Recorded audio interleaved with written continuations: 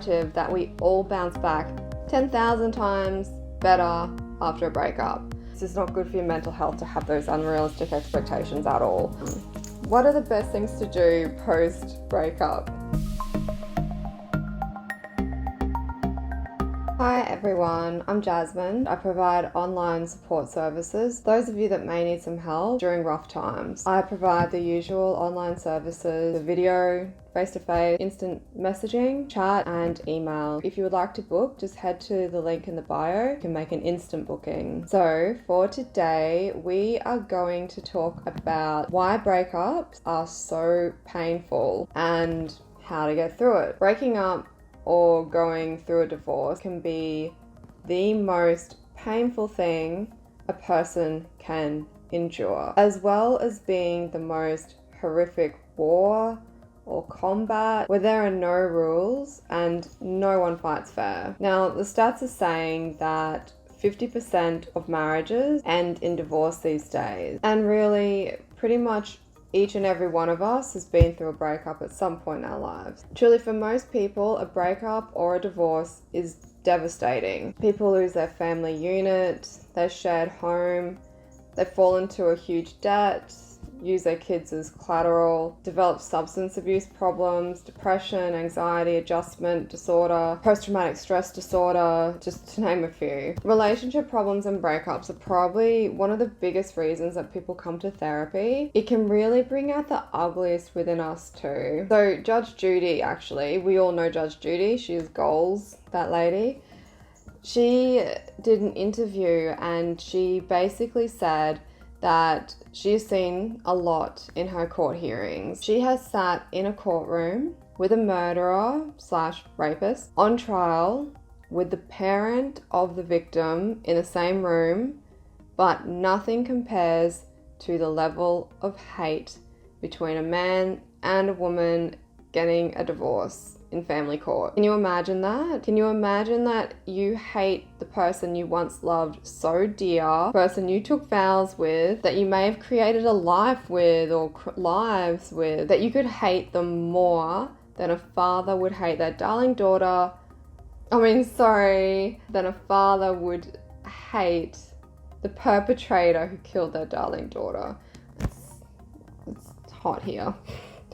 But isn't that truly shocking though? So I think we all agree that breakups suck. Unfortunately, compounding this problem is the popular narrative that we all bounce back 10,000 times better after a breakup. Off the top of my head, I can think of at least, so Legally Blonde, In Her Shoes, Forgetting Sarah Marshall. See, even the guys bounce back as this new, thinner, improved version of themselves with a new job, new haircut, new love interest that's just so much better than the loser that broke their heart. That's the narrative that we hear. You're always going to be so much better after a breakup. So that was just 3 movies. I'm sure you can think of more. Again, the narrative is clear. You will be better post-breakup. Better. And I guess that's the story we all want to hear, right? It helps us on those days when we're just laying in bed and we haven't washed our hair for almost a week and we've called in sick to work for mental health reasons, which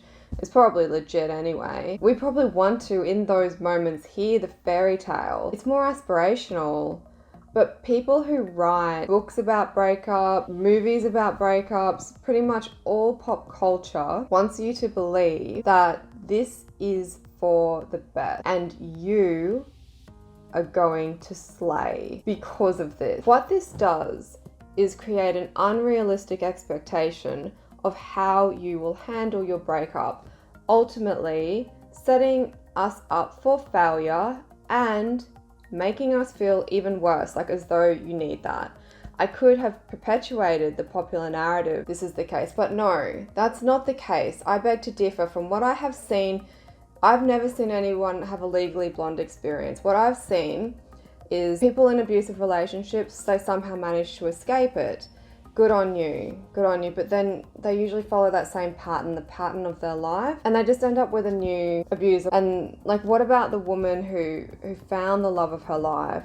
He broke up with her out of the blue, she was shell-shocked, he moved on, she didn't. No amount of times of watching Legally Blonde is ever going to change that. So what can you do? Like, come here, Freddie. Look at him, he's being so painful. What are the best things to do post breakup? Number one, I'm going to take that off. Set realistic. What is wrong with me? Set realistic expectations. You just lost the love of your life. And I'm sorry for that, truly, that you hoped for better and you probably deserve better. If you are, say, a lawyer, the breakup probably does not mean you are going to become Judge Judy in 6 months. If you work in hospitality, breakup probably won't lead you to owning every McDonald's franchise. And sorry to tell you this, but you're probably not going to run into a prince at the bar and get married and become a princess of the royal family. More than likely, you'll keep the same job and you'll pretty much be the same person, just a little bruised and maybe with some trust issues, which you can work through. And that's okay. We as humans are so hard on ourselves. It's a breakup. It's horrible. It didn't happen for some magical divine reason. It didn't teach us some invaluable lesson that we couldn't possibly have learned in a much gentler way. Yeah, it really sucks. It's not permanent. There will be good days again. There will be good days again. And soon, life will return to a new version of normal. And I can assure you of one thing. There will be more time for you now. And that can be a great thing. Work on the relationship you have with yourself.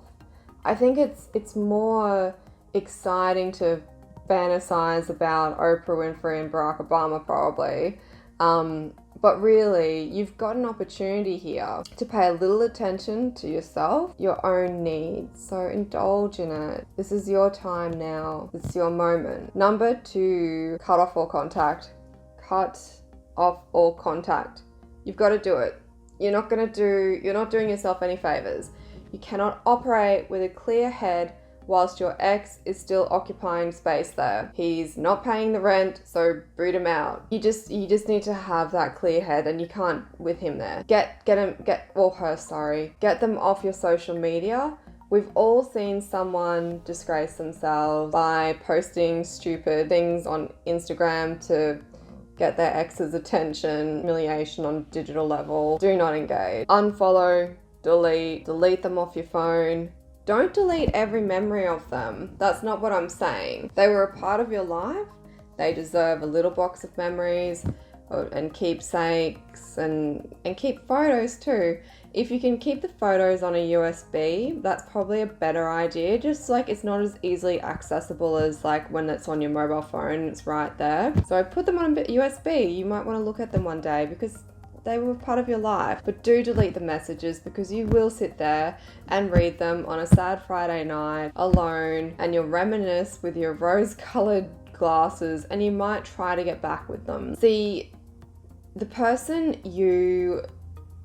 when your relationship was good, the person that you're in a relationship with is the person who comforts you when you're in pain, especially if you're dealing with something really stressful or some kind of loss. And now you're really in pain and now you've really lost something. You've got no one to comfort you now. You're grieving. So it is natural to want to turn to the person who can make that pain go away again. That does not mean you are destined. It does not mean that you belong together. It means you're in pain and you want it to stop and you're just not yet at the point of knowing how to stop and soothe that pain for yourself yet. That's all it means. So rule number 3, please do not open the doors and go back. Do not try to go back. So that means do not drunk dial or accidentally on purpose send them a nude picture. Oops, how did I do that? Oh my God, I'm so embarrassed. Like, you can do it. You can resist them, but if you can open those closed doors, like if they're willing and they're reciprocal, but give it time. So it just becomes a question of how many times you want to do this to yourself, how many times it will take until you learn how to soothe your own pain, which is invaluable. No contact. Don't feel bad if they're trying to do lunch with you or something and you just don't reply. You're broken up. You deserve to create new space, new parameters of your life, and it won't happen if you're still accommodating their needs with your own. This is your time now. You've got your own back now. So look after yourself. Be there for yourself. They're my 3 key rules to surviving a breakup. Just number 1, be realistic. It's not like in the movies. Cut off all contact and don't get back together.